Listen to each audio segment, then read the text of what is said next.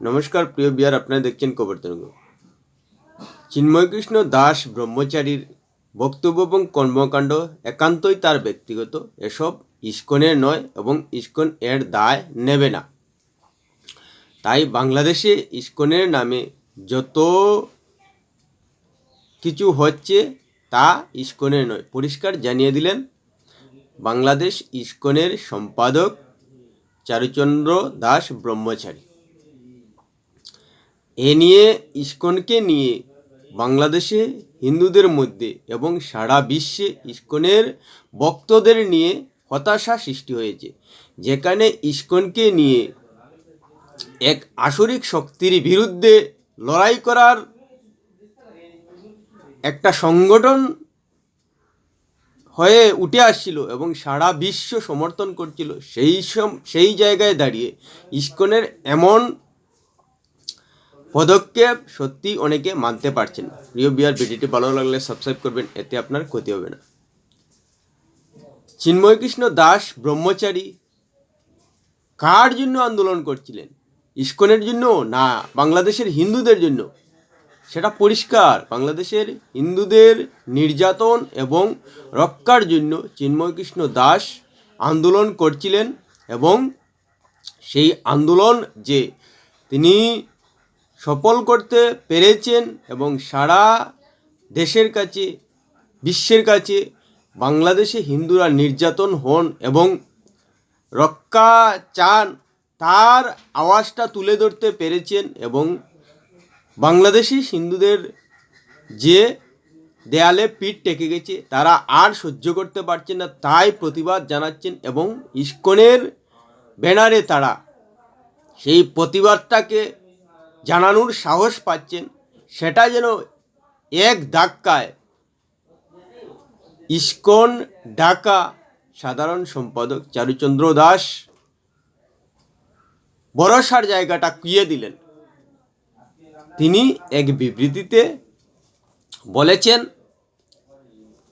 সম্প্রতি বাংলাদেশে সম্মিলিত সনাতনী জাগরণ জোটের আন্দোলনকে কেন্দ্র করে ইস্কন বাংলাদেশকে নিয়ে মিথ্যা ও উদ্দেশ্য প্রণোদিত অপপ্রচার চড়ানোর এক ধারাবাহিক প্রচেষ্টা চলছে। গত 5 আগস্ট গণ অভ্যুত্থানের মাধ্যমে সরকার পরিবর্তনের পর থেকে কিছু মহল আমাদের সংগঠনকে বিতর্কিত করার লক্ষ্যে বিভ্রান্তিমূলক বক্তব্য ও ভিত্তিহীন অভিযোগ তুলছে। চট্টগ্রামের আইনজীবী সৈফুল ইসলাম আলিফের মর্মান্তিক মৃত্যুর পর এই অপচেষ্টা চরমে পৌঁছেছে। চট্টগ্রাম কোর্ট ভবনের সামনে অনাকাঙ্ক্ষিত ঘটনাকে কেন্দ্র করে আমাদের অন্যায়ভাবে দায়ী করা হচ্ছে। আমরা স্পষ্টভাবে জানাতে চাই, এ ধরনের ন্যাক্কারজনক ঘটনা এবং চলমান আন্দোলনের সঙ্গে ইস্কন বাংলাদেশের যুক্ত নেই। কয়েক মাস আগেই প্রবর্তক শ্রীকৃষ্ণ মন্দিরের অধ্যক্ষ লীলারাজ গৌরদাস, সদস্য স্বতন্ত্র গৌরাঙ্গ দাস এবং চট্টগ্রাম পুণ্ডরিক ধামের অধ্যক্ষ চিন্ময়কৃষ্ণ দাসকে সাংগঠনিক শৃঙ্খলাভঙ্গের দায়ে ইস্কনের সাংগঠনিক পদ পদবি সহ যাবতীয় কার্যক্রম থেকে অব্যাহতি দেওয়া হয়। গত 3 অক্টোবর বিবৃতি দিয়ে জানানো হয়, চিন্ময় দাস ইস্কন বাংলাদেশের মুখপাত্র নন, তাই তার বক্তব্য সম্পূর্ণ তার ব্যক্তিগত। কি চিন্ময়কৃষ্ণ দাসকে পুরোপুরি চেটে ফেলে দেওয়া হয়েছে 3 অক্টোবর বিবৃতি দিয়ে। তাহলে এতদিন কেন চুপ রইলেন চারুচন্দ্র দাস ব্রহ্মচারী? এতদিন আগে বিবৃতি দিলেন না কেন? এখন কেন দিচ্ছেন? সেটা স্বাভাবিক না অস্বাভাবিক? যেহেতু তিনি তারিখ পুরো উল্লেখ করেছেন 3 অক্টোবর, তাহলে আজকে 27 নভেম্বর বলছেন কথা, 28 নভেম্বর বলছেন কথা, তাহলে এতদিন কেন কিছু বললেন না? 2 মাস প্রায় অতিক্রান্ত। পরিষ্কার বোঝা যায় চাপের মধ্যে তিনি এই বিবৃতি দিতে বাধ্য হয়েছেন। কেন? চারুচন্দ্র দাস ব্রহ্মচারী, আপনার নাম কি সেটি সত্যি পৈতৃক দেওয়া নাম? নিশ্চিতভাবেই সন্ন্যাসী জীবন নেওয়ার পর নতুন নাম নিয়েছেন এবং গৃহত্যাগ করেছেন, অর্থাৎ সর্বত্যাগী একজন সন্ন্যাসী মানুষ কেন চাপের কাছে নতি স্বীকার করলেন? আপনারা তো অকুত ভয়, সমস্ত মায়া ত্যাগ করেই সন্ন্যাস জীবন নেন, তাহলে আপনারা চাপের কাছে কেন নতি স্বীকার করলেন?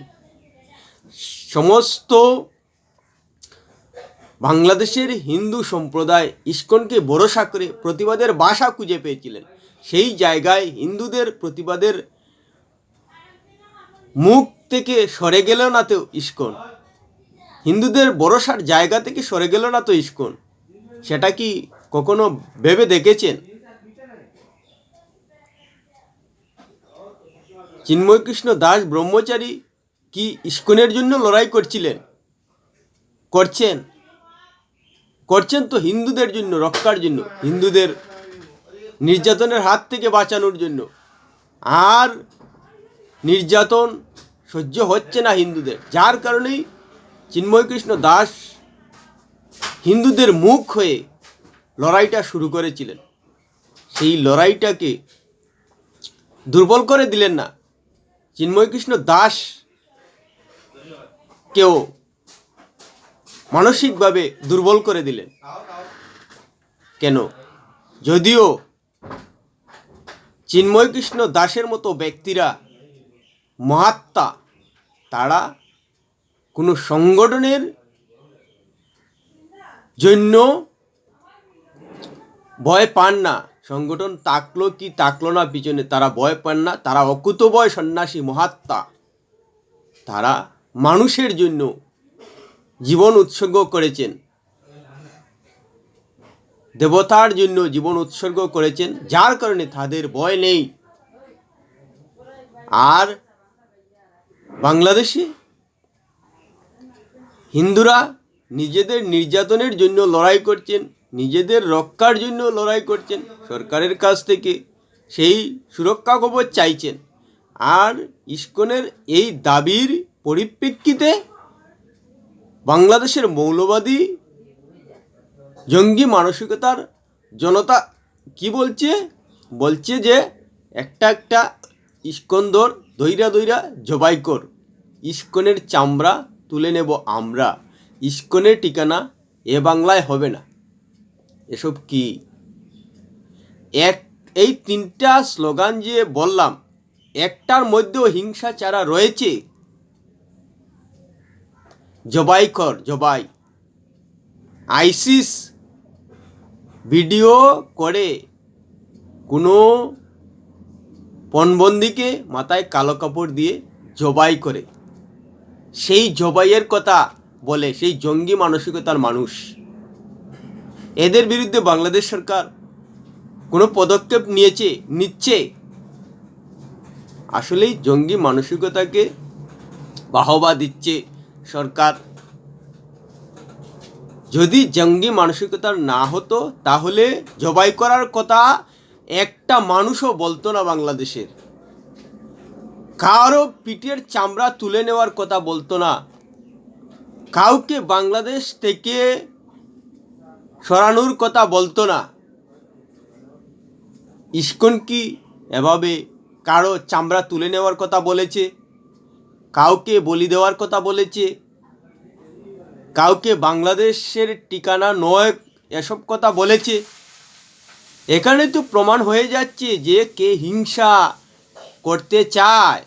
যদি বাংলাদেশের সাধারণ মানুষ এতই নিরীহ হয়ে থাকেন, তাহলে জঙ্গির ভাষায় তারা কি করে জবাই করার কথা বলে, বাংলাদেশে ঠিকানা নয় ইস্কনের কথা বলতে পারে, চামড়া তুলে নেওয়ার কথা বলতে পারে? কেন তারা এরকম হিংসার কথা বলে? আসলেই তারা জঙ্গি মানসিকতার। সেটা কি ইস্কনের সাধারণ সম্পাদক চারুচন্দ্র দাস ব্রহ্মচারী বুঝতে পারছেন না? তিনি কি সংসার ত্যাগী হয়েও ভয়টা মনে রাখেন বলেই চাপের কাছে নতি স্বীকার করেছেন, যেখানে সমস্ত বিশ্ব ইসকনের বর্তমান কর্মকাণ্ডে সমর্থন দিয়ে যাচ্ছে, বুঝতে পারছে যে বাংলাদেশের মৌলবাদী জনতা অন্যায়ভাবে হিংসার কথা বলছে। ইসকনের নামে কোনো ধরনের অন্যায় সামনে আনতে পারছে না, শুধু হিন্দুদের জন্য প্রতিবাদ এবং হিন্দুদের নির্যাতনের হাত থেকে রক্ষার জন্য লড়াই করছে বলেই বাংলাদেশের মৌলবাদী জনতার আতেগা লেগেছে যে সংখ্যালঘু সম্প্রদায় কেন নির্যাতনের কথা বলবে। নির্যাতন করেছে, বেশ করেছে, কেননা জঙ্গি মানসিকতার মানুষ সংখ্যালঘুদের নির্যাতন করলে সুখ পায়, খুশি হয়, আর সেটা যখন সংখ্যালঘু মানুষ প্রতিবাদ জানায় তখন তাদের আতেগা লাগে। এতে তো পরিষ্কার হয়ে যাচ্ছে যে জঙ্গি মানসিকতার মানুষের কাছে ইসকন নতি স্বীকার করেছে। হিন্দুদের নির্যাতনের জন্য যে চিন্ময়কৃষ্ণ দাস মুখ হয়ে উঠেছিলেন এবং লড়াই করছিলেন, সেটা থেকে ইসকন সরে গেছে। এখন কি আর হিন্দুরা কখনো ইসকনকে ভরসা করতে পারবেন? কোনো সন্ন্যাসী আর ইসকনে যাওয়ার কথা চিন্তা করতে পারবেন? ইসকন তো সেই ভরসাটা হারিয়ে ফেলল। যদি হিন্দুরা ইসকনকে আর না ভরসা করেন, তাহলে কার ভরসায় ইসকন বাংলাদেশে নিজেদের কর্মকাণ্ড, নিজেদের মঠ মন্দির পরিচালনা করবেন? যদি হিন্দুরা এখন ইসকনকে ত্যাগ করে দেয়, ইসকনকে এড়িয়ে যায়, তাহলে ইসকন কাকে নিয়ে চলবে? ইসকন তো হিন্দুদের নিয়েই চলে। ইসকন তো হিন্দুদের ভরসায় নিজেদের কার্যকলাপ চালায় নাকি? তাহলে বাংলাদেশের মৌলবাদী উগ্র যারা হিংসার কথা বলে তাদের কাছে ইসকন নতি স্বীকার করলো, অন্যায়ের কাছে ন্যায় নতি স্বীকার করলো। সেটাই দেখা যাচ্ছে। চারুচন্দ্র দাস ব্রহ্মচারী নিজের নাম ত্যাগ করে, সংসার ত্যাগ করে, সর্বত্যাগী হওয়া সত্ত্বেও যেভাবে নিজে বইয়ের কাছে নতি স্বীকার করলেন, সেটা কিন্তু ন্যায়ের পক্ষে লড়াই করা মানুষের কাছে একটা ভালো বার্তা দিলেন না। বাংলাদেশে সরকার এবং উন্মত্ত জনতা, জঙ্গি জনতা যে ভাবে অন্যায়কে বাহবা দিয়ে, অন্যায়কে লালন পালন করে আক্রমণাত্মক হয়ে রয়েছে, সেটাকেই যেন মান্যতা দিলেন, সেটাকেই যেন তা আরও উৎসাহ দিলেন তাদের এসব অন্যায়কে আরও চালিয়ে যাওয়ার জন্য। সত্যি চারুচন্দ্র দাস ব্রহ্মচারীর এমন বিবৃতি, এমন অবস্থানে দাঁড়িয়ে কোনো অবস্থায় স্বাভাবিক মনে হচ্ছে না। আর এটা পরিষ্কার হয়ে গেল যে বাংলাদেশের জঙ্গি মানসিকতার মানুষের কারণে ন্যায়ও হার মানতে বাধ্য হয়। কারণ না হলে তারা জঙ্গির মতো জবাই করবে, জঙ্গির মতো চামড়া তুলে নেবে, জঙ্গির মতো দেশ থেকে তাড়িয়ে দেবে। কোনো সময়ই তারা শান্তির কথা বলে না, একটাও শান্তির কথা শোনা যায় না।